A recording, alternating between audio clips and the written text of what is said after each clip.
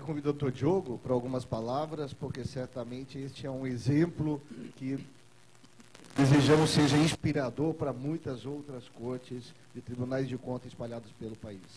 Bom dia.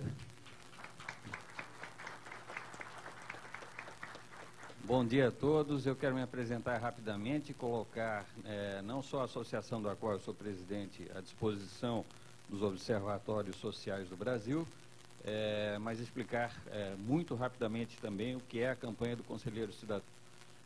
Os tribunais de contas hoje seriam, se funcionassem bem e não funcionam, um dos principais órgãos para o controle do uso do dinheiro público, né? Eu tenho para mim que o controle de verdade, o controle por excelência é o controle social. O Estado ele tem uma ação subsidiária na sociedade. O titular do poder é o povo, né? O povo que vota é o povo que controla.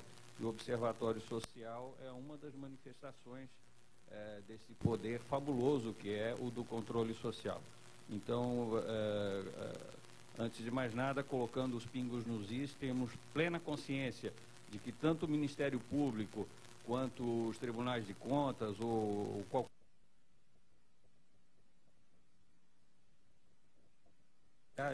o verdadeiro controle vai ocorrer ou não se a sociedade o fizer, ou não.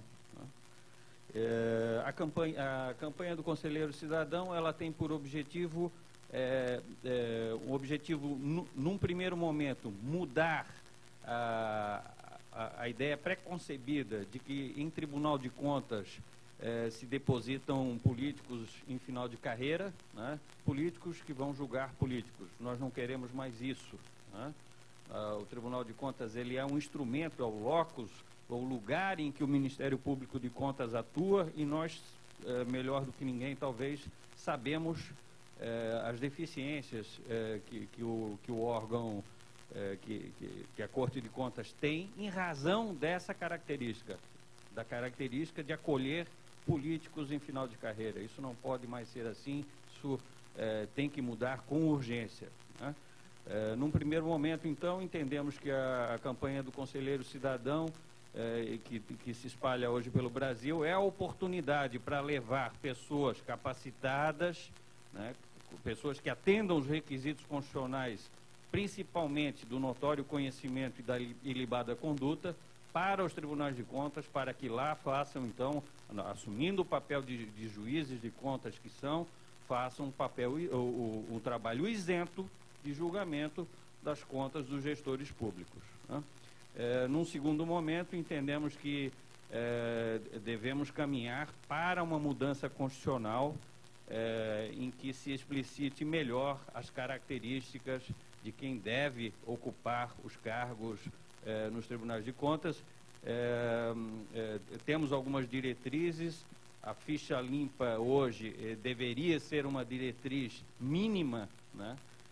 E sequer ela é utilizada, não obstante o Supremo já tenha definido que para a ocupação de cargo de magistrado não basta você não ter condenação por órgão colegiado, é a ideia básica da ficha limpa.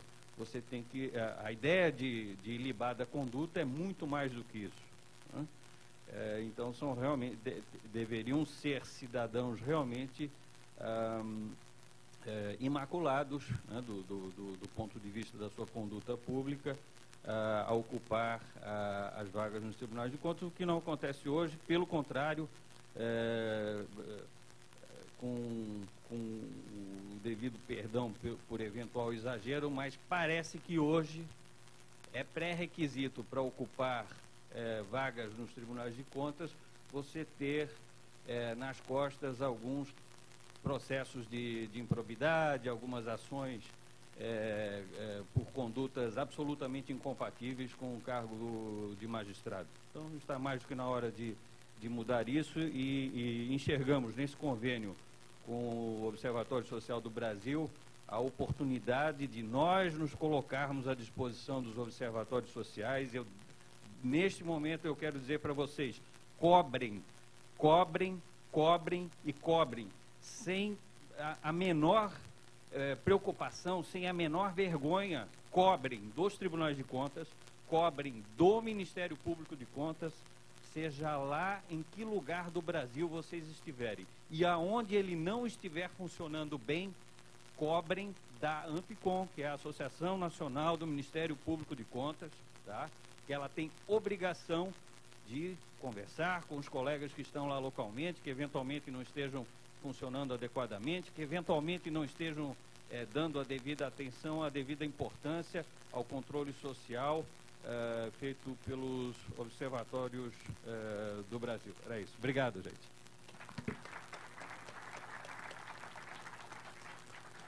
Obrigado, doutor Diogo. Já tem uma proposta que eu gostaria de saber da opinião de vocês, se a gente toca para frente ou não, de no próximo encontro a gente trazer os seus colegas, Diogo, do maior número de estados possível para o nosso próximo encontro.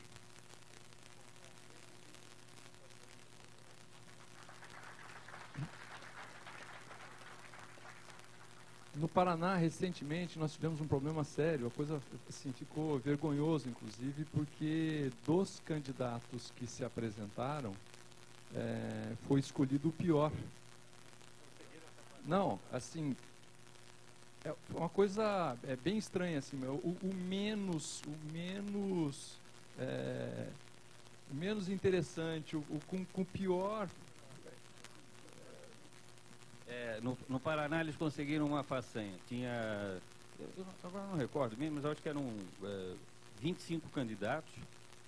Dos 25 candidatos, 2 eram deputados. Um era ruim e um era muito, muito, muito ruim. Né? Eu não preciso dizer para vocês quem é que foi escolhido. Né? Pois era o filho do presidente do TJ. E um mês depois o pai dele foi afastado porque usou o TJ para forçar a entrada do filho no Tribunal de Contas e, sei lá, 45, 60 dias depois da nomeação da figura ilustre, ele também foi afastado do Tribunal de Contas do Estado. Bom, eu acho que só para consultar vocês, é interessante então esse convite para os ministérios públicos dos tribunais para o nosso próximo encontro, porque a gente pode aí promover uma ação mais forte na seleção dos próximos conselheiros. E já vai um pedido, Diogo. Nós precisamos de alguém que elabore um projeto de lei com um critério mais claro para a escolha dos conselheiros, que eu acho que é o seguinte: na hora que a coisa já está definida, por exemplo, nós fomos para a briga, o Paraná foi para a briga, na hora que os candidatos já estavam escolhidos. É um péssimo momento porque o jogo já está definido. Agora, por exemplo, a gente pode tentar, através dos observatórios, e os deputados de cada cidade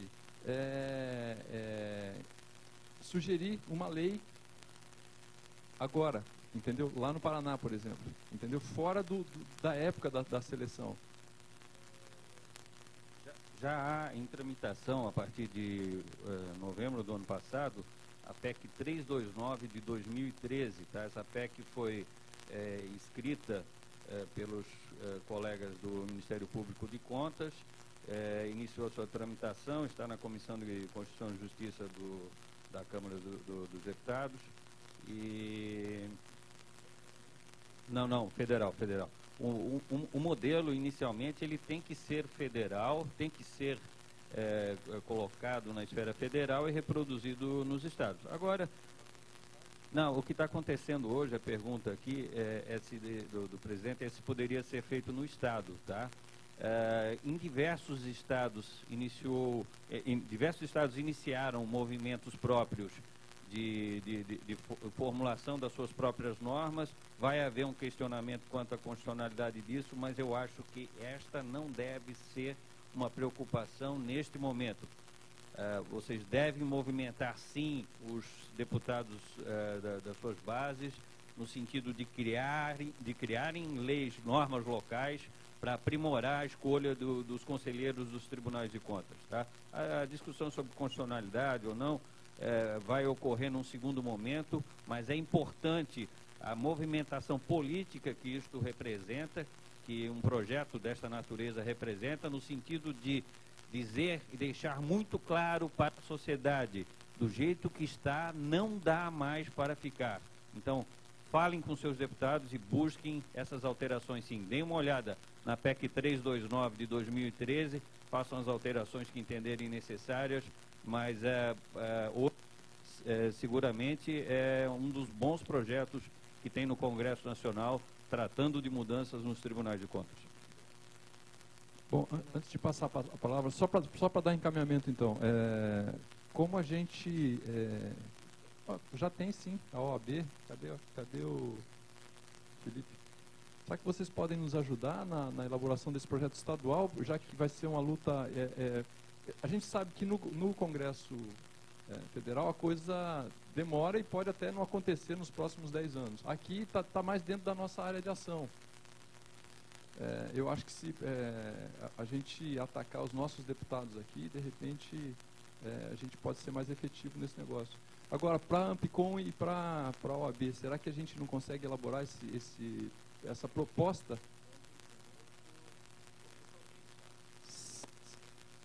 Então, deixa com a OAB Santa Catarina e a Ampicom. Isso. E aí, se essa proposta chegar para os mais diversos estados aqui, a gente pode começar a cobrar dos nossos deputados já com uma proposta, um projeto já elaborado. Pois não. Por favor.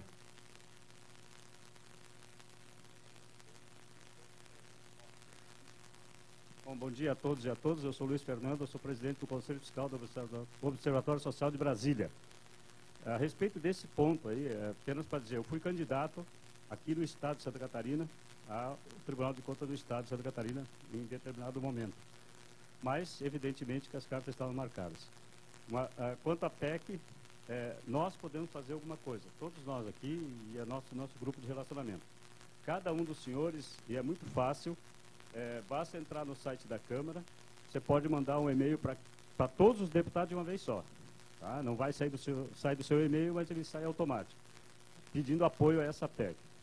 Nos estados tem que ser PEC também.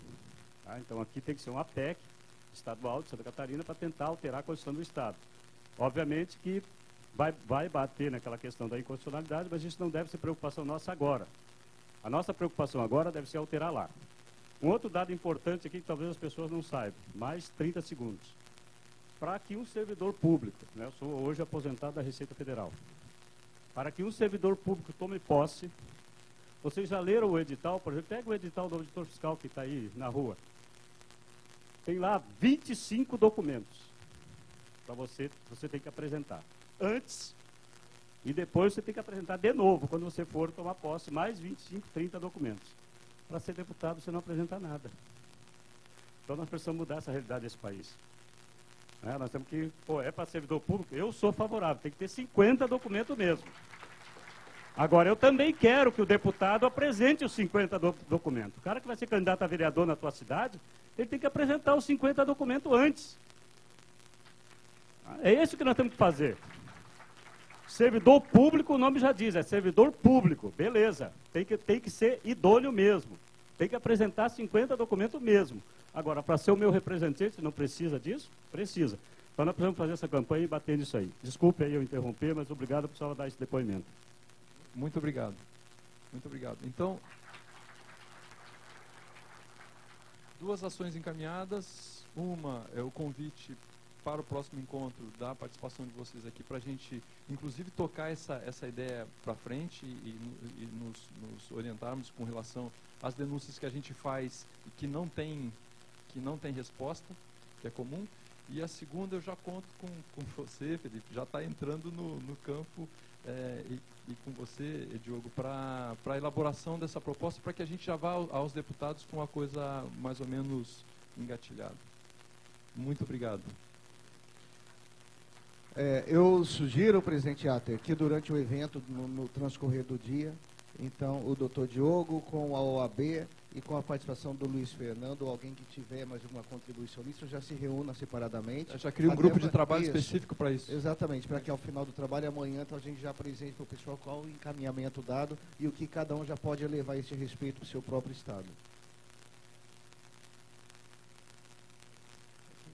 Eu chamo agora aqui à frente para dar para fazer uso da palavra, em 5, no máximo 10 minutos, em razão do nosso tempo, o doutor Alexandre Augusto Pereira Nunes, autor desse livro, então, Direito Fundamental de Acesso à Informação, que é aquele que falamos ontem aqui à frente. Ele vai falar um pouquinho para a gente a respeito do trabalho que ele fez e do que ele encontrou como o direito de acesso à informação no direito brasileiro. Acho que isso pode contribuir também, principalmente nesse momento de discussão da lei de acesso à informação e da exigência dos portais pelos municípios, dos portais da transparência. Doutor, por favor. Bom dia. Quero cumprimentar o doutor Antônio Cotrim, do Observatório Social de Balneário Camboriú, nosso anfitrião. Doutor Ater, presidente do Observatório Social do Brasil. Rony Rui. Tá certo. A Rony e o Rui, que estão cuidando aí de toda a questão logística, né? Então merece os nossos agradecimentos, né? E reconhecimento. E ao doutor César, que é um dos diretores do nosso sindicato, do Sindifisco Nacional. Eu sou auditor fiscal do Brasil, da Receita Federal do Brasil. Eu faço parte do Programa Nacional de Educação Fiscal. Sou diretor do Sindicato Nacional dos Auditores Fiscais em Blumenau, moro em Blumenau, e leciono também, sou professor de Direito Constitucional, Direito Tributário e Financeiro, e sou mestre também em Direito pela Univale, em Ciência Jurídica, né? E recentemente fiz um estudo bem profundo a respeito do tema o direito fundamental de acesso à informação. E isso acabou sendo reproduzido nesse livro, né, que eu levei aos cuidados da editora Lumen Iuris, que é voltada à área do direito, e resolveram publicá-la. E eu gostaria de falar aqui nesses máximos 10 minutos, né? Então, certamente não vai ser uma palestra, vai ser só assim, um ensaio, né?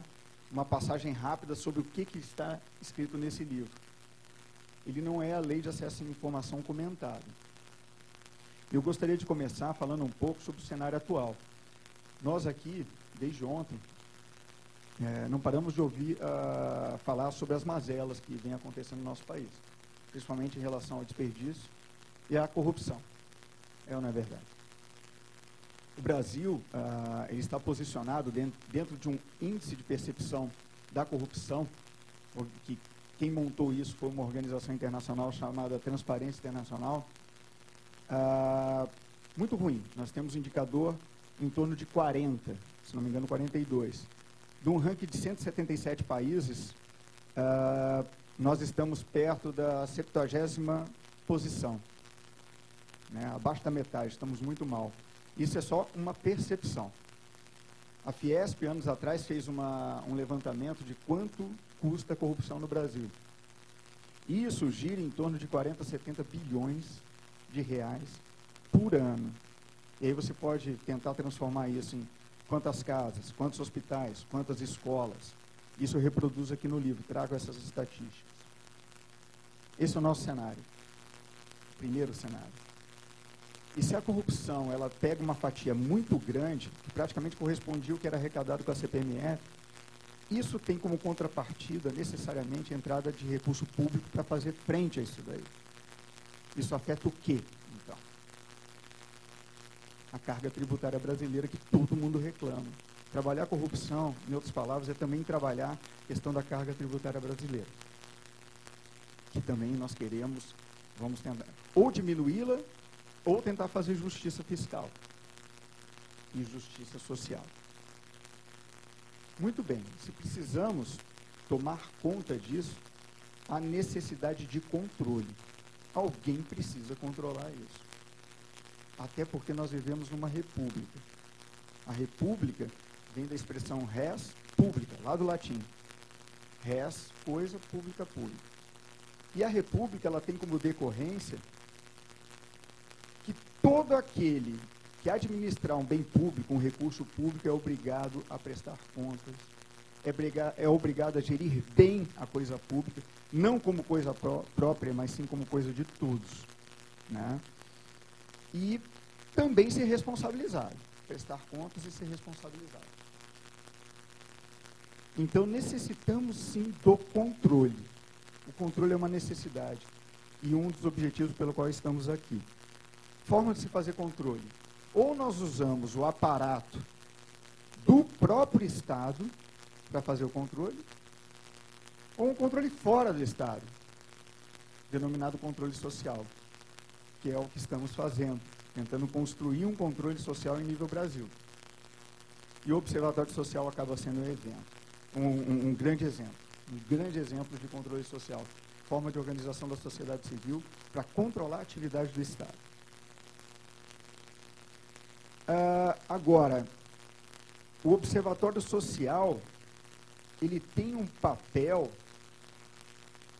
praticamente de enfrentamento. É ou não é verdade?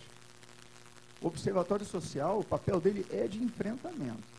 A gente vai controlar e, muito possivelmente, nós não vamos agradar. Certo? Então, nós vamos, quase que com certeza, ir para uma guerra. E quando você vai para uma guerra, você precisa de armas e munições. Certo? Uma das armas disponíveis para nós é o acesso à informação. Então, o que eu trato nesse livro é de uma arma. Mas não adianta a arma sem munição. E aqui eu coloco munição pesada nesse livro, sobre o direito de acesso à informação. E agora vou começar a discorrer sobre ele. Os instrumentos de controle social, entre vários aí, nós temos a questão da transparência ativa e transparência passiva. A transparência ativa é aquela em que o próprio Estado, a própria administração pública, ela, sem ninguém pedir, já fornece as informações para a sociedade em geral. Muitas vezes porque é obrigado, que a lei obriga. Mas também nós temos a questão da transparência passiva. A transparência passiva é aquela em que a gente não espera o Estado fornecer uma informação. Nós, como cidadãos, ou organização da sociedade civil, como os observatórios sociais, demandamos ao Estado e ele tem o dever de nos fornecer a informação solicitada. Essa é a transparência passiva. A lei de acesso à informação trata dos dois, a transparência ativa e a transparência passiva. O livro, ele foca, apesar de tratar da transparência ativa, mas o foco principal dele é a transparência passiva. É a questão do direito de nós solicitarmos e o dever do Estado fornecer essas informações. Pois bem, em cima disso, do direito de acesso à informação, eu trago aqui vários subsídios ético-morais, jurídicos e sociais. É o primeiro ponto que eu trato do livro, quando eu provo que o direito de acesso à informação é um direito fundamental. Isso não é nada elementar, gente. Você provar que um determinado direito é um direito fundamental, você tem que escrever muito. Ah, mas a lei diz ali que é direito fundamental. A lei dizer que é um direito fundamental não torna um direito fundamental para o direito. Então, no livro, eu faço um apanhado geral de várias teorias de direito fundamental e faço o teste com o direito de acesso à informação e provo. Ele é um direito fundamental. Dando esses subsídios éticos, morais, jurídicos e sociais. Na questão social, trabalha a questão da eficácia e efetividade. Que o que nós queremos é que esse direito seja eficaz. Esse é o último ponto que eu abordo no livro, no que se refere à prova de que ele é um direito fundamental. Em seguida, eu demonstro que o direito de acesso à informação, ele deriva de algumas categorias jurídicas, lá da Teoria Geral do Estado, importantíssimas. O direito de acesso à informação, ele deriva da democracia. deriva da República, deriva do Estado do Estado Democrático de Direito e também do controle social. Como é que eu chego a essa conclusão? Eu preciso estudar essas categorias. O que é uma democracia, uma república, o Estado Democrático de Direito e controle social? Isso eu trabalho no segundo capítulo do livro.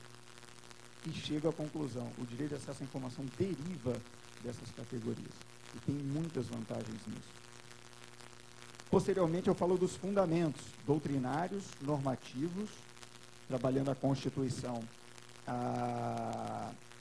no caso dos normativos, a Constituição e as leis infraconstitucionais, as normas infraconstitucionais, inclusive a Lei de Acesso à Informação, e a questão da jurisprudência. Peguei todas as decisões do STF e do STJ que abordam o acesso à informação. Então, o livro, ele acaba dando um ferramental gigantesco para nós. Nós não podemos só nos apegar à lei. Qual vai ser a grande utilidade disso? Quando você pede, o Estado nega a informação. Aí esse livro vai ter grande utilidade. E hoje, nós temos o princípio da transparência e o sigilo como exceção. A questão é que é muito tênue essa divisão aí. O que pode ser sigilo? Né? As questões de interesse de Estado, da sociedade, a preservação da intimidade do indivíduo, né? E aí muitas vezes as negativas vêm se aportando nesses três. E a gente precisa de um ferramental imenso para rebater a negativa. A lei prevê os recursos, ou junto ao Poder Judiciário. Nenhuma lei é perfeita. A lei de acesso à informação, por exemplo, vai ter suas deficiências. Esse livro vem ajudar nessas questões das deficiências, nos auxiliando, como observatórios, como cidadãos. Vai também servir de fonte aí para fazer algumas peças jurídicas, seja pareceres, você fazer uma opinião, você escrever um artigo, você elaborar um mandado de segurança, uma ação popular e demais ações ordinárias, ações cautelares, uma ação civil pública. Em nível internacional também. Em nível internacional, o próprio Observatório Social vai poder acabar tendo aí uma faceta internacional, porque com o livro eu mostro que ele deriva de democracia, república e Estado Democrático de Direito. Tem vários países que se autoproclamam isso, só que não reconhecem ainda o direito de acesso à informação. Ele é uma decorrência, gente. Ele não precisava sequer estar expresso na Constituição. Está, mas não precisava. E tem vários estados que são democracias, são repúblicas, Estado Democrático de Direito, e não reconhece. Então, podemos auxiliar, os próprios observatórios sociais vão poder, no futuro, auxiliar nisso. E na contracapa do livro, depois, quem quiser verificar, eu coloco outros subsídios lá. O que esse livro tem de utilidade para você, ou para a própria sociedade. Queria só falar que ontem foi feito sorteio de alguns livros, né? E o valor dele de venda no site está por R$ 75,00. Eu resolvi lançar nesse evento por um acaso. O livro ficou pronto 15 de março agora, soube do evento. Falei, olha, eu acho que é uma grande oportunidade de dar publicidade para ele. E consegui trazê-lo aqui, felizmente, para lançar. Esse aqui é o lançamento nacional. No site ele vai aparecer daqui a uns 3 dias. Né?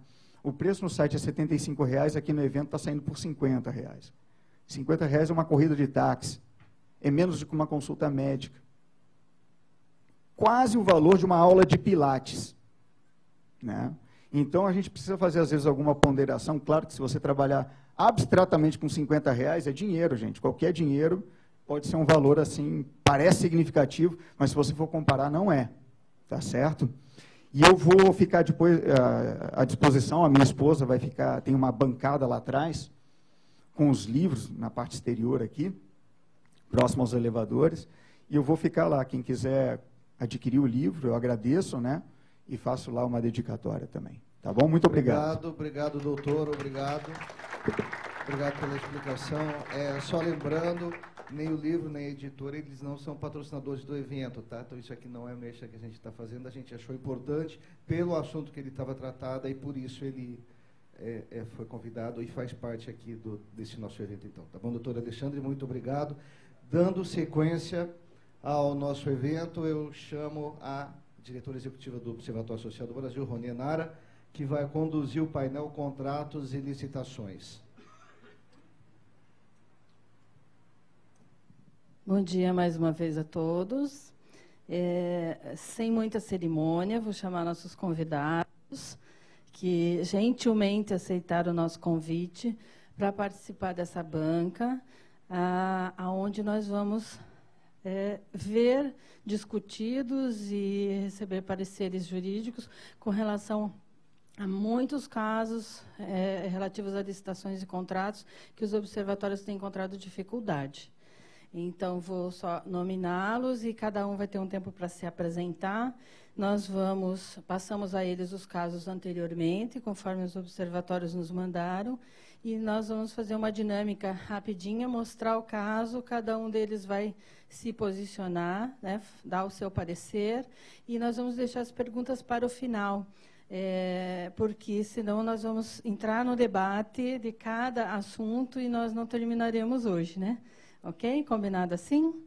Então, eu chamo o Dr. Rafael Luiz Pinto, Rony, que é da Prefeitura de Brusque. Só lembrando, vamos usar as cadeirinhas aqui, ó. Não, eles pediram para ficar à mesa por causa da papelada. Tá ok? Então, doutor Rafael Luiz Pinto, da Prefeitura de Brusque. Obrigada, doutor. O doutor Jorge Lobe, que é de Blumenau, é da diretoria do Observatório de Blumenau.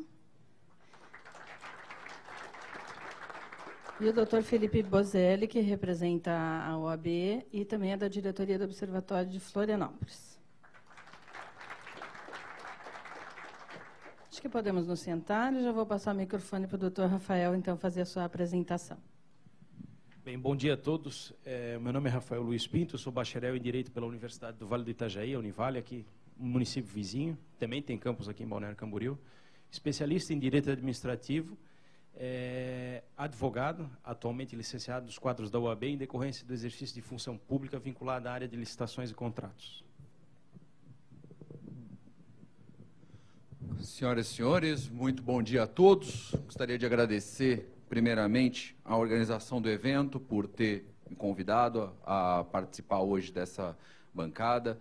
Agradecer ao Ater, não doutor Ater, onde está o Ater que sumiu? Não doutor Ater, muito obrigado. Em nome de quem cumprimento todos os palestrantes. Gostaria de só fazer rapidamente um parabéns à organização do evento pelas excelentes palestras que estão sendo apresentadas. O doutor Valtuir, uma palestra brilhante. Leonir, não estou o vendo aqui, mas também uma palestra sensacional, doutor Vergueiro, no final do dia. E, junto com o agradecimento, faço uma reclamação, Rony, que é, da próxima vez que me convidar para dar palestra, depois do doutor Valtuir, depois do doutor Leonir, depois do doutor Vergueiro, eu não venho, tá? Então, assim, uma exigência das palestras é um profissional ruim antes, um profissional ruim depois, que a tua palestra parece boa. Assim, não tem condição de dar palestra. E uma parte que ontem eu estava aqui como representante da OAB, hoje não estou representando a OAB aqui, vou falar como Felipe Bozelli, não posso falar em nome da instituição nas opiniões que darei aqui, até porque isso me deixa mais livre para falar um pouco mais à vontade, poder dar opiniões, às vezes até um pouco mais firmes, que eu prefiro esse tratamento. Senhores, obrigado. Bom dia a todos. Agradeço ao senhor Cotrim, ao senhor Ater, o convite. A organização realmente está muito bem feita. E nós nos reunimos antecipadamente, rapidamente, e vamos procurar dar uma dinâmica boa, de forma a sanar as dúvidas e operar muito praticamente aquelas questões que vocês suscitaram nas consultas. Meu nome é Jorge Lobe, eu sou secretário do Observatório Social de Blumenau, sou coordenador da Comissão de Moralidade Pública da Ordem em Blumenau e sou professor de Direito Administrativo na Sociesc em Blumenau. Muito obrigado.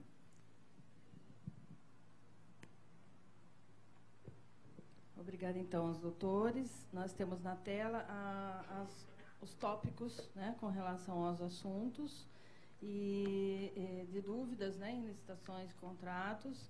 Então, temos 3 itens para trabalhar casos de inexigibilidade. Um é compras de semáforos, outro é contratação de shows e outro é critérios para inexigibilidade. Então, eu vou ler o primeiro caso, que é compras de semáforos. A Prefeitura alegou que os equipamentos são exclusivos quando o Observatório promoveu uma ação civil pública. Então, nós vamos passar a palavra a cada um, né, dos nossos doutores, para que eles tenham um detalhamento, né, de cada caso, para que se posicionem. É possível fazer inexigibilidade para a compra de semáforos? Bem, nós sabemos que a regra é o processo licitatório. As hipóteses de dispensa e inexigibilidade devem ser tratadas excepcionalmente.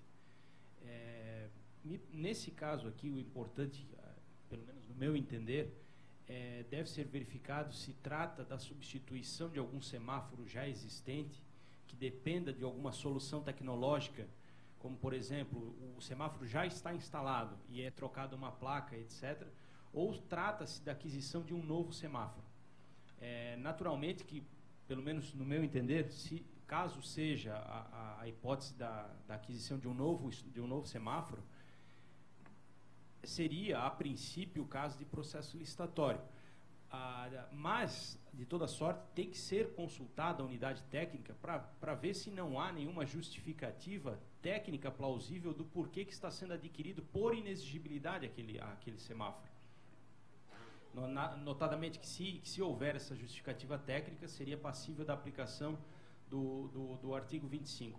Mas nesses casos concretos também tem que ser avaliado, mesmo porque o próprio artigo 26, parágrafo único, no inciso 3º, determina a justificativa dos preços e no inciso 2º a justificativa do porquê do fornecedor.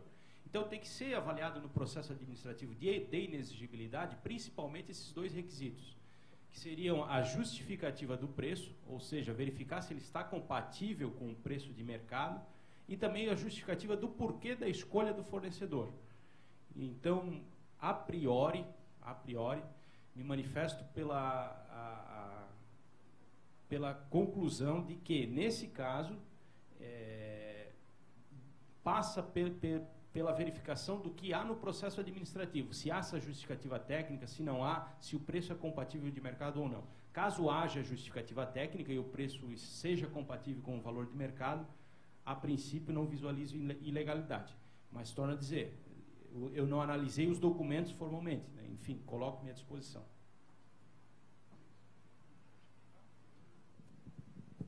Bem, a partir da consulta, a gente é levado automaticamente a divagar um pouco sobre a circunstância fática concreta, né?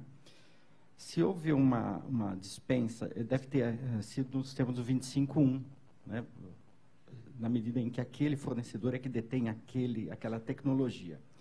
Eu digo, eu fui obrigado a imaginar, se é um semáforo que só uma empresa tem a tecnologia, ele deve ser uma tecnologia tão avançada, tão boa, né, que venha suprir alguma necessidade. E aí é que entra uma área de discricionariedade nos motivos do ato administrativo discricionário de escolha daquele semáforo.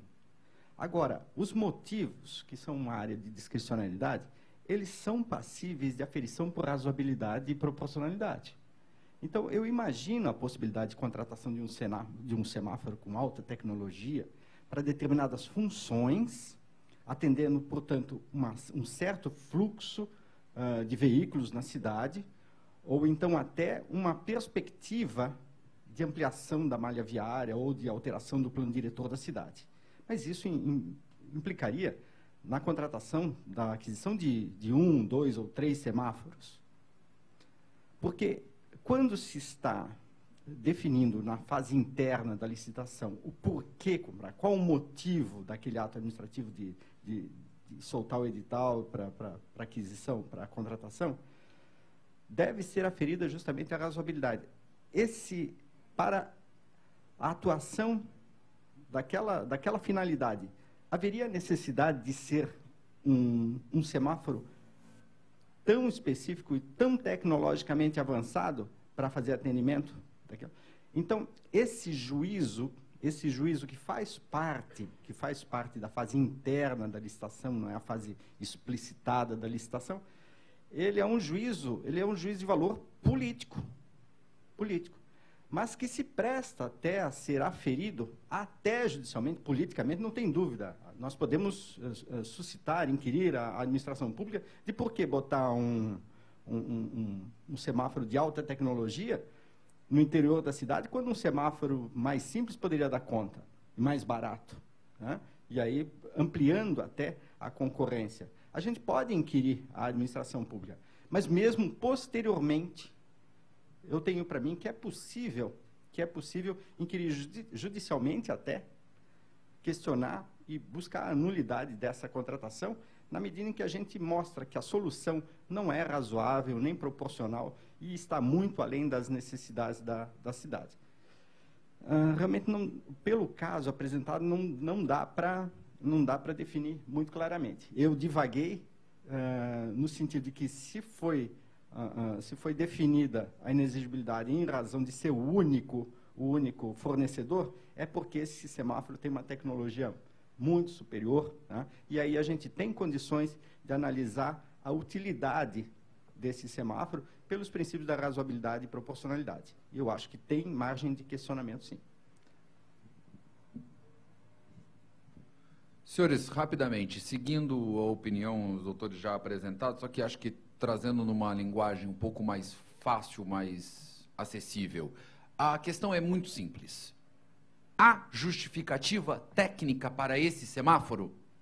E não me basta dizer, esse semáforo é mais tecnológico, esse semáforo é melhor, ou esse semáforo é pior. Isso são critérios subjetivos. O que esse semáforo faz que ninguém mais faz?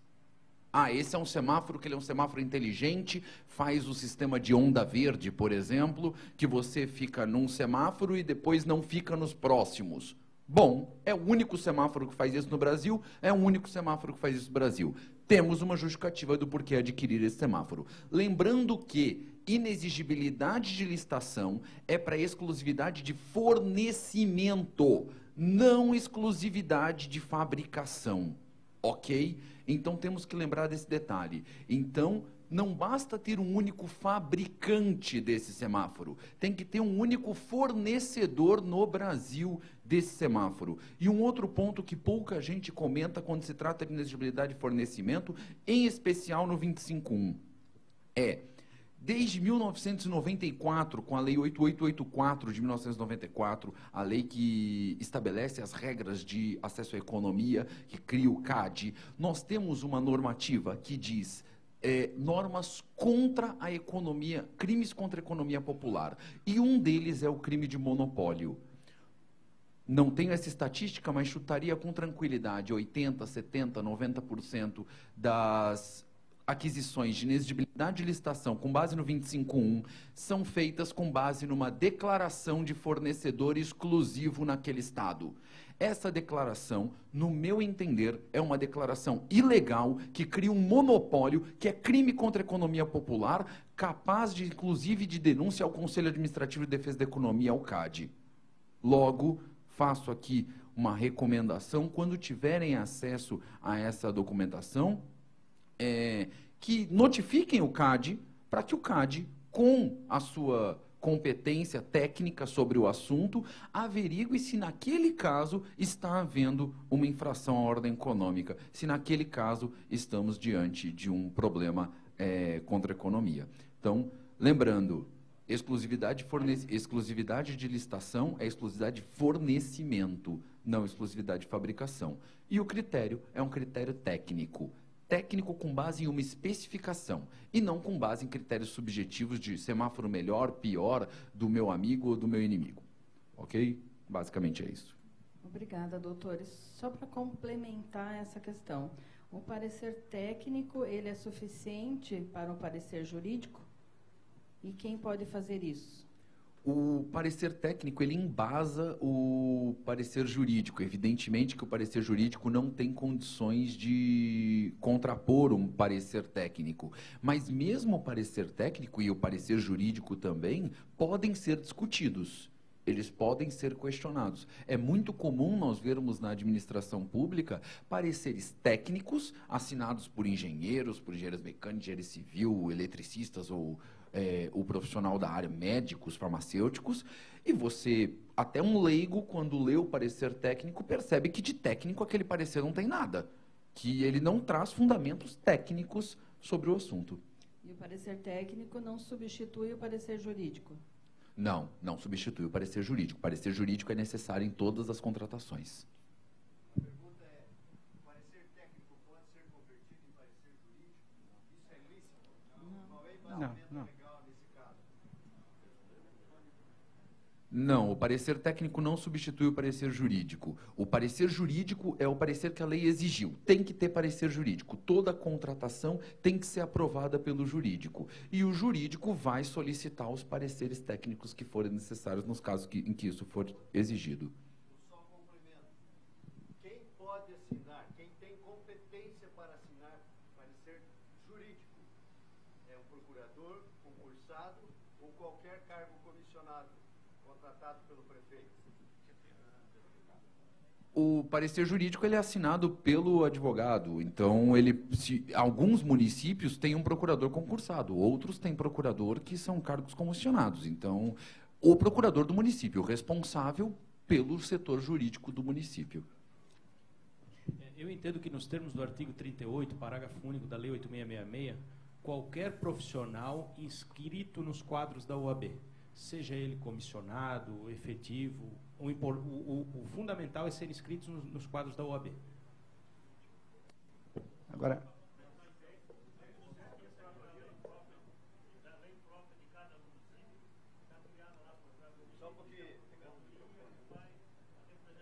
sim, vamos usar o microfone para poder gravar, mas eu vou pedir o seguinte, olha, como nós combinamos no início, as perguntas vão ficar para o final. Vamos só encerrar esse assunto, porque senão cada assunto vai gerar um debate. Só para repetir, qual é a pergunta do Abel, para encerrarmos?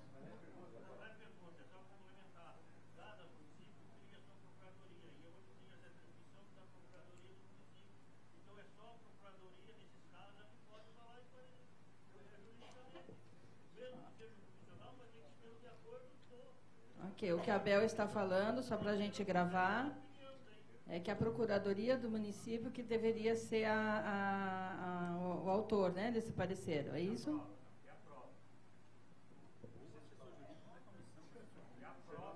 Vai ficar a dúvida. Eu vou falar no microfone porque isso é importante, gente. Ocorre, gente, que esse é o momento para nós discutirmos esses assuntos e tirar as dúvidas.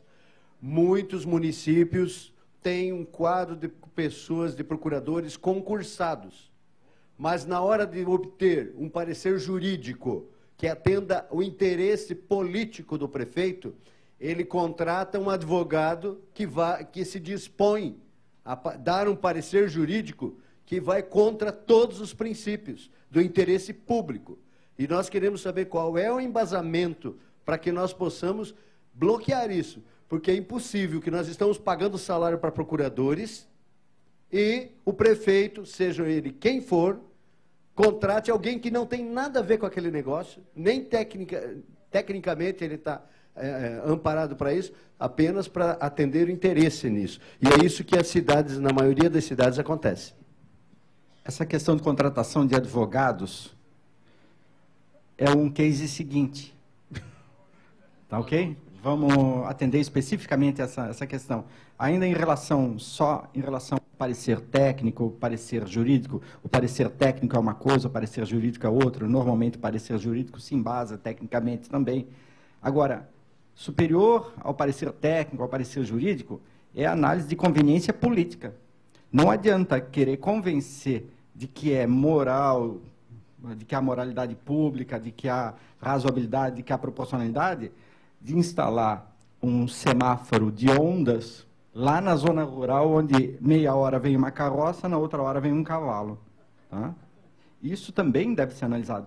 A análise técnica, tudo bem, é adequado, tudo bem, mas ela tem uma análise política. Só que essa análise política é discricionalidade da administração pública. E ela é fase interna. Então, isso implica na discussão política mesmo, tá? Da utilização dos recursos públicos. Se é para uma via de grande fluxo do centro, tá? E para atender uma demanda que deverá crescer de acordo com o plano diretor, absolutamente lícito. Tá? Agora, se é para atender uma zona rural, outro semáforo vai atender melhor. E nós temos competência para discutir isso aí? Lógico que temos, na medida em que somos cidadãos, detentores de parcela do exercício do poder político. Tá? E aí o prefeito vai ter que nos ouvir, mas como cidadãos. Se me permite, doutor Jorge, discordo concordando, tá?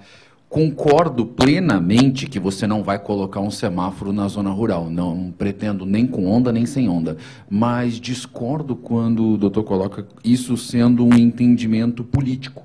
Não, isso é entendimento técnico também. A análise de onde trafegam mais veículos, onde trafegam menos veículos, isso é um entendimento técnico.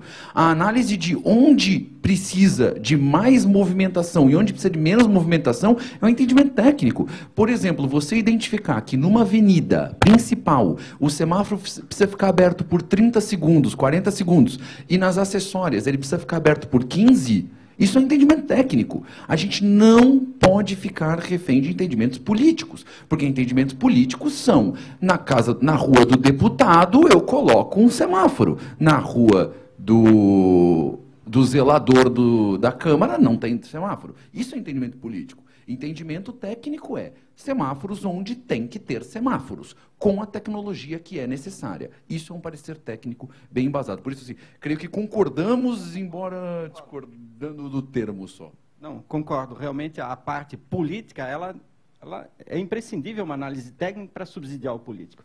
Então, se tem que fazer uma análise de fluxo de veículos e tudo mais, tá? Mas isso faz parte daquele tirocínio político de conveniência e oportunidade de se estabelecer um semáforo ou outro. Agora, realmente, a fundamentação tem que ser técnica mesmo. Quando a gente vai discutir com o prefeito, a gente vai discutir técnica, tá? Técnica de conveniência e de utilização daquele tipo de semáforo, considerando a realidade. Concordo. Ok, então, doutor Rafael, mais alguma questão? Ok. Penso que com os próximos 2 casos vai clarear um pouco mais a questão da inexigibilidade, né? O que foi respondido para semáforo serve para qualquer outro tipo de caso que envolva parecer técnico. Mas temos mais 2 casos interessantes. Um é com relação à contratação de shows, que é uma questão que acontece no Brasil inteiro e a gente sabe que é uma grande fonte de evasão de recursos sem controle, né? Mas o caso específico que foi apresentado... Posso continuar? O caso específico que foi apresentado é mediação de empresas ao invés de contrato direto entre o município e o artista. A mediação configura indício de irregularidade? A fundamentação, né, o que se quer é a fundamentação sobre como agir em casos como este. Quando a prefeitura contrata por inexigibilidade uma empresa intermediária e não o próprio artista. A priori, eu entendo que, nos termos do artigo 25, inciso 3 da Lei 8666, é possível a contratação diretamente do artista ou através de empresário exclusivo. Daí porque, a princípio, não verifica irregularidade em celebrar o contrato com um empresário e não diretamente com o artista, mesmo porque a própria lei está sendo expressa nesse sentido.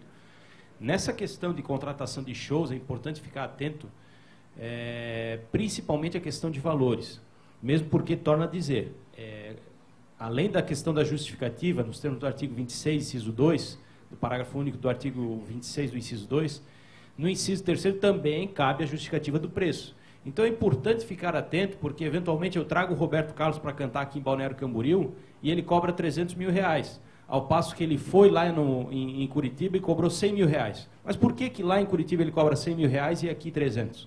Então tem que ficar muito atento na contratação do show à questão da justificativa dos valores.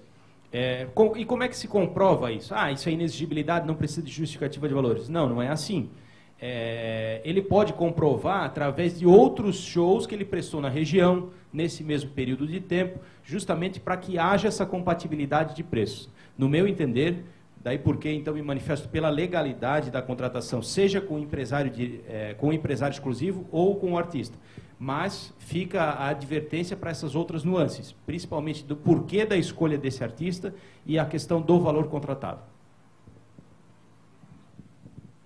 Senhores, até para a gente conseguir atender todos os casos, quando for concordância falaremos mais rápido. Concordo e ponto. Um único a mais aqui que eu colocaria é, o Tribunal de Contas da União, ele tem julgados dizendo o seguinte, que pode contratar para fornecedor exclusivo, mas com um cuidado. Nós temos 50 casos em 1 hora. Se a gente abrir para perguntas todos os casos, a gente não vai conseguir fazer nem 10. Posso ser extremamente indelicado e pedir para a gente fazer as perguntas ao final? Tem problema? Eu sei que é extremamente ruim, mas é porque senão quem trouxe as perguntas antecipadamente não vai conseguir ouvir a resposta. E talvez alguns casos à frente respondam, né? Então, podemos fazer assim? Doutor Jorge? Não, a questão de detalhamento técnico, e varia realmente a nomenclatura, mas o que se encontra normalmente é um detalhamento técnico muito ruim por insuficiência. Às vezes, a justificativa da insuficiência é para evitar direcionamento. Se eu detalhar demais, eu vou estar direcionando. Não necessariamente. Acontece que é difícil fazer um bom detalhamento técnico. Não é bem, é difícil de uma média geral. Tá? Agora, uma outra coisa que as comissões podem fazer é que, mesmo nas etapas, nos processos licitatórios de menor preço, podem ser solicitadas amostras e protótipos, viu? Podem ser solicitadas, devem ser solicitadas, porque às vezes é um copinho de plástico, tá? Mas tem diferença, tá? Podem ser solicitadas amostras e protótipos. Ok, então o próximo caso é maior desconto sobre a tabela. Podem ser realizados pregões através do julgamento maior desconto e maior percentual de desconto sobre a tabela? Particularmente, eu entendo que sim. Muito embora tenha conhecimento que há algumas decisões de parte dos tribunais de contas entendendo que não. Aqui, normalmente, isso é muito aplicado, por exemplo, para medicamento. Alô? O município normalmente tem duas farmácias. Tem a farmácia básica, que fornece aqueles medicamentos ordinários, do qual ela já sabe quais são os medicamentos que vão ser consumidos na rede municipal. Mas surge também, espontaneamente, decisões judiciais determinando o fornecimento de tal medicamento, questões emergenciais, etc. Para isso, o município não tem aquela licitação no momento pronta ali. Daí porque, eventualmente, ele pode estar realizando, muito embora sei que no entender do Tribunal de Contas isso não seria possível, mas julgar excepcionalmente pelo critério do maior desconto, por exemplo, sobre a tabela ABC Pharma, Brasíndice, etc., a princípio eu entendo que seria regular essa contratação. Mesma linha, tá, senhores? Mesma linha, regular a contratação. Se você pegar a legislação do RDC, por exemplo, ela trouxe para o corpo da legislação o maior desconto, que era uma discussão que havia, já que não estava o maior desconto na Lei 8666. Embora não esteja, está o critério menor preço. O maior desconto nada mais é do que o menor preço de quem tem preguiça de fazer conta. Então, é admissível, muito utilizada, por exemplo, além de medicamentos, utilizada para passagens aéreas. Né? Você dá um maior desconto sobre o valor da passagem. Então, perfeito o critério. Me parece que seja aceitável quando se tem em jogo também o coeficiente de adequação de preço, talvez, pela lógica, tá? Porque tem o preço regulado pelo governo, daí dá para trabalhar.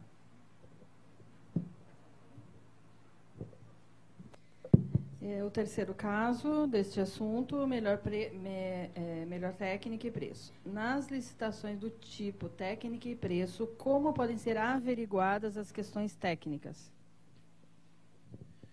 Bem, conforme já lhes antecipei, no meu entender, o principal deve ser o menor preço. Mas se for para, então, entrar no artigo 46, ou nas hipóteses, por exemplo, da 12232, que regulamenta a contratação de agências de publicidade, diz que tem que ser melhor técnica ou técnica e preço.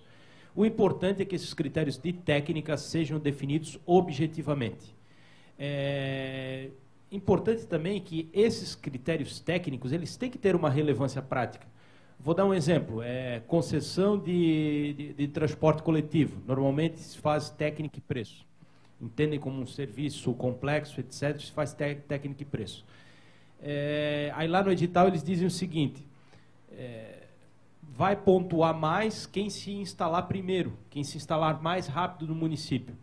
Isso não é uma cláusula relevante do ponto de vista técnico. Quem tem que dizer o prazo de instalação é a administração. Não, você tem que se instalar no município em 6 meses para começar a operar o transporte coletivo. E não quem se instalar primeiro vai pontuar mais. Isso pode se traduzir, inclusive, num eventual direcionamento de certame para quem já está instalado, por exemplo. O que seria uma cláusula interessante em termos de técnica, ainda nesse exemplo do transporte coletivo? Quem vai trazer o maior índice de veículos não poluentes? Uma frota verde.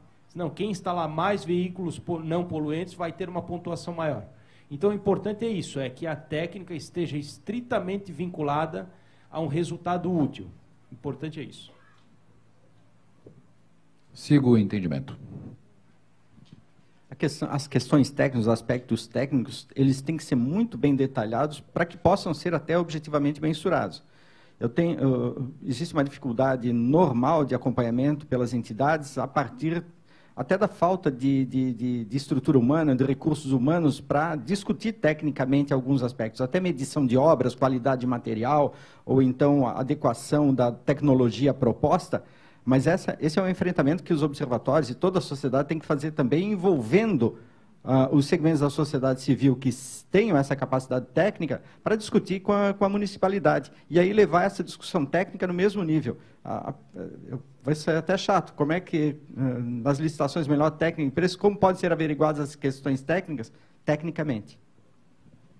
Ok, obrigada. Então, vamos para o próximo grupo de casos com relação à legislação. Primeiro item, marcas. Eu sei que a maioria já deve ter visto sobre esse assunto, não é um caso tão complexo, mas vamos ver aqui. É válido exigir tal marca por motivo de qualidade? Caso o objeto seja instrumentos musicais, por exemplo. Claro que um violão profissional, Giannini, para um conservatório de música, é melhor que um outro simples, uma outra marca. Assim, como se a compra fosse de canetas, por exemplo. A questão da exigência de marca em licitação é uma questão que sempre gera dúvida. A lei ela é muito clara. Não pode exigir marca. Então, a lei ela é claríssima. Não pode exigir marca, não abre exceção, nada. Mas a doutrina e a jurisprudência já afirmou que em alguns casos existem exceções, sim, para esse caso. Tá? Em especial, 2 exceções. Exceção número 1, quando existe uma norma de padronização. Por exemplo, dentro da prefeitura, todos os computadores são da marca Windows, utilizam o sistema operacional Windows. Quando eu vou comprar um novo sistema operacional para mais 2, 3 computadores, não faz sentido eu comprar outro sistema operacional. Eu teria que treinar toda a equipe, a rede não vai conversar, eu vou ter problemas de instalação de softwares. Então, temos um problema de padronização. Nesse caso, admite-se a exigência de marca, desde que justificada. Segunda hipótese de exigência de marca é quando somente uma marca atende àquela necessidade que eu tenho. Vamos dar um exemplo aqui, que eu tenho um cartucho HP, ótimo. Eu tenho uma impressora da marca HP durante a garantia da marca da impressora. Toma cuidado com isso, tá, pessoal? Porque todo mundo fica comprando cartucho HP o resto da vida. Então, é durante a garantia da impressora que, se eu utilizo outra marca de cartucho, eu perco a garantia, logo cabe a exigência de marca HP ou Epson ou a marca que for para o cartucho. Tá? Depois disso, você vai pedir que o cartucho seja compatível com a impressora daquela marca e modelo, e aí cabem outras marcas de cartucho. Trazendo a questão para o caso concreto, que é a exigência de violão Giannini, confesso que tenho um entendimento muito pequeno sobre instrumentos musicais, tá? Embora toque alguma coisa de violão, mas não tenha um conhecimento tão aprofundado.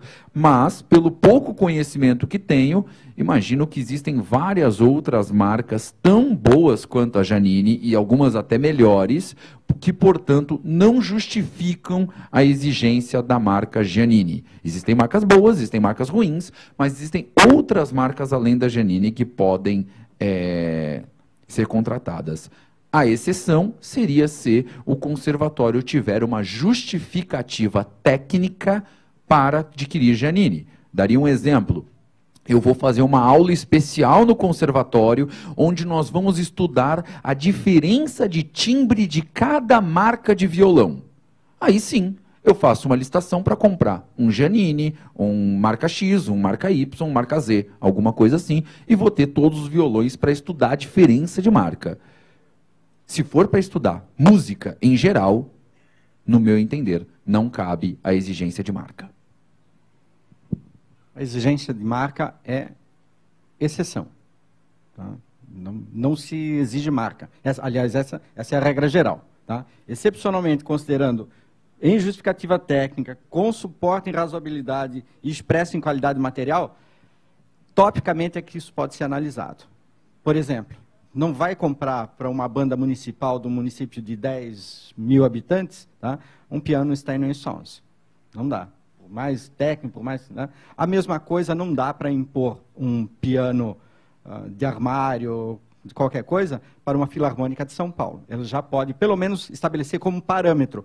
Normalmente, não marca, mas parâmetros técnicos a partir de comparativos de marca é possível. Doutor Jorge, e no caso de referência, queremos comprar uma caneta assim, assim, assado, semelhante à Bic. Isso pode dizer?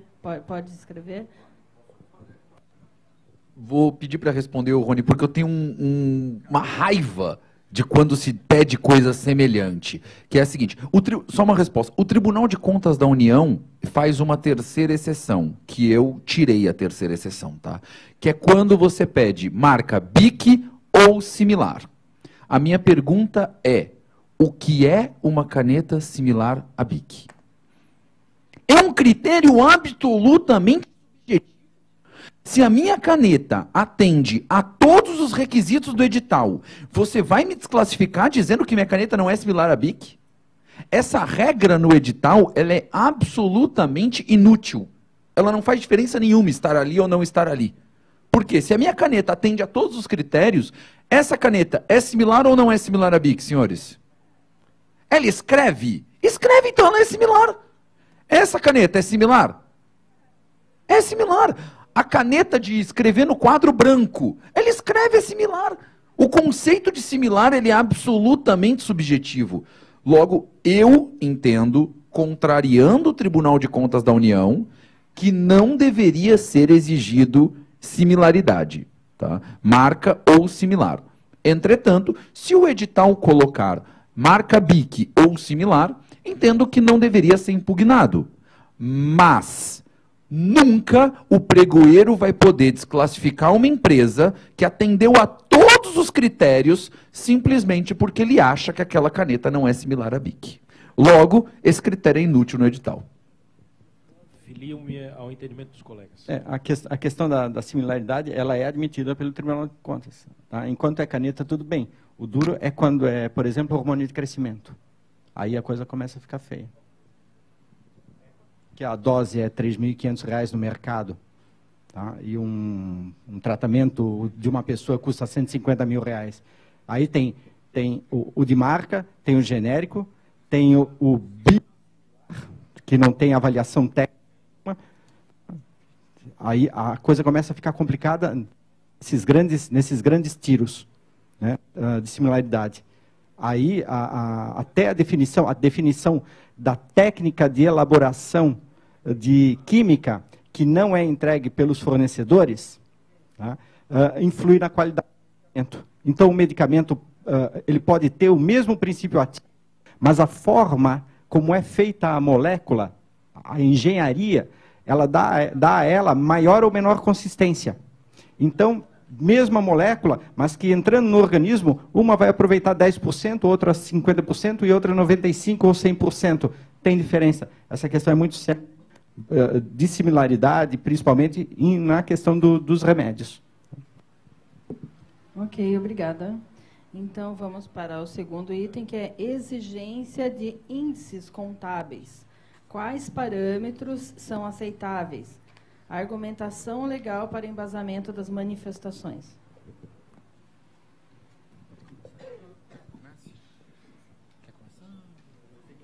Eu só vou fazer uma consideração. A argumentação legal para embasamento é o artigo 31, parágrafo 1º da Lei 8.666. A rigor, esses índices eles não podem superar 1. Os tribunais de contas normalmente trabalham com esse índice. O que quer dizer esse índice? Que, digamos, se a empresa tem um ativo de R$1 milhão, ela pode ter que ter o passivo de 1 milhão. Equivale, no final das contas, equivale a 1. Em síntese, seria isso. Senhores, eu tenho já trocaram esse microfone umas 4 vezes. Ele está de sacanagem comigo. Vou botar ele aqui do lado. Sai de perto de mim. Eu tenho um posicionamento muito firme quanto a índices contábeis, tá? Vou tentar fazer uma explanação aqui rápida, mas quem tiver interesse, tem um artigo meu sobre índices contábeis que está na minha página, tem esse artigo. Eu estou fazendo essa recomendação porque é o único artigo que tem sobre o assunto, tá? Se vocês jogarem índice contábil, só tem ele, tá? Primeiro, índice contábil não serve para nada. Começa daí. Índice contábil não serve para nada. Aqui nós devemos ter vários contadores, imagino eu, correto? Correto. E imagino que agora devem estar pensando, o que esse advogado está falando que índice contábil não serve para nada? Fiz a faculdade inteira para aprender a calcular índice contábil e ele está dizendo que não serve para nada. Então eu vou melhorar a minha frase. Índice contábil serve para muita coisa, desde que seja dentro de uma auditoria complexa da empresa. A forma como nós analisamos índices contábeis em licitação, se tem mais do que um passa, se tem menos do que um não passa, não serve para nada. E eu vou dar alguns exemplos. Primeiro, entendendo o que é um índice contábil. Como o doutor Rafael bem colocou, o índice contábil ele é uma relação entre o ativo da empresa e o passivo. Ativo circulante, passivo circulante, exigível a longo prazo ou realizável a longo prazo. Então, cada índice ele vai ter uma relação parecida com isso. Basicamente, a ideia é quanto eu tenho de dinheiro e quanto eu tenho de dívida. Um índice contábil igual a 1 significa, se a empresa fechar hoje, ela paga as contas. Ela tem a mesma quantidade de dinheiro que ela tem de dívida. O índice contábil igual a 2 significa que ela tem o dobro de dinheiro do que ela tem de dívida. Só que o índice contábil ele não representa a realidade da empresa. Por que eu digo isso? Porque o índice contábil ele depende de inúmeros fatores da empresa. Se a empresa é lucro presumido ou se ela é lucro real, muda tudo no índice contábil dela. Eu vou dar um exemplo para vocês. 2 empresas. Uma tem o índice de liquidez geral 0,27. Significa que, arredondando, ela tem 4 vezes mais dívidas do que dinheiro. Ok? Segunda empresa tem um índice de liquidez geral 8. Significa que ela tem 8 vezes mais dinheiro do que dívida. Qual é a maior empresa? Imagino que vocês vão me responder a de 8 e não a 0,27. Agradeço a todos vocês porque vocês acabaram de dizer que a minha empresa de advocacia é maior do que a Petrobras. Gostaria muito que isso fosse verdade, mas não é, senhores. Por que o meu escritório de advocacia tem índice liquidez geral igual a 8? Porque ele não tem despesa. Porque a despesa dele é muito baixa. Por que uma Petrobras tem índice baixíssimo? Porque ela investe dinheiro. Ela faz financiamentos de 50 anos para construir uma plataforma de petróleo. E isso é considerado dívida. Índice contábil analisado da forma como se analisa em licitação não serve para nada. Não serve para nada. Foi um instituto criado em 1993 para direcionar processos licitatórios às grandes construtoras que conseguiam, verificando os balanços patrimoniais de outras construtoras, todos eles abertos, já que são SAs, a construtora percebia qual índice ela tinha E mais ninguém tinha. E aí ela dizia, eu vou pedir um grau de endividamento menor do que 0,4. Por quê? Porque só eu tenho. O legislador, ele colocou uma regra, que é, você tem que justificar os índices. No Brasil, nós temos uma característica que é, instrução normativa vale mais do que a legislação. Não me pergunte por quê. E nós temos uma instrução normativa, que é a instrução normativa do SICAF, que estabelece que os índices que podem ser exigidos são liquidez geral igual a 1, liquidez corrente igual a 1, solvência geral igual a 1, maior ou igual, ok? Se você não tiver esses índices, você apresenta patrimônio líquido ou capital social superior a 10% do valor da licitação. Com todo respeito à instrução normativa, você pegou um instituto que já era muito ruim, que é o Instituto do Índice, e conseguiu piorar. Porque você simplesmente acabou de dizer que para comprar caneta, você vai pedir uma estrutura de empresa. Para construir Belo Monte, a mesma estrutura de empresa. E isso não faz o menor sentido. O menor sentido. Tá? Basicamente era isso, senhores. Quem tiver interesse em pesquisar mais sobre o assunto, tem bastante material. O grau de endividamento, ele é o mesmo índice que a solvência geral. Só que a fórmula é invertida. Logo, a solvência geral maior do que 1 é a mesma coisa que um grau de endividamento menor do que 1. A solvência geral faz ativo dividido por passivo. O grau de endividamento faz passivo dividido por ativo. É a mesma fórmula. Quanto menos grau de endividamento eu tenho, melhor. Quanto mais solvência geral eu tenho, melhor. E no caso concreto, eu não sei quem mandou essa pergunta. Quem foi? Foi você? No caso concreto, aquele índice de liquidez maior que 3, liquidez geral maior que 3 e grau de endividamento menor do que 0,40 é a coisa mais absurda que existe. Tá? Motivo para impugnar, sem dúvida, Tribunal de Contas, Ministério Público, porque não tenho dúvida que isso ou foi copiado de algum edital ou é para direcionar para alguma empresa que tenha esses índices. O Ministério Público errou ali, tá? Porque 3 é absurdo.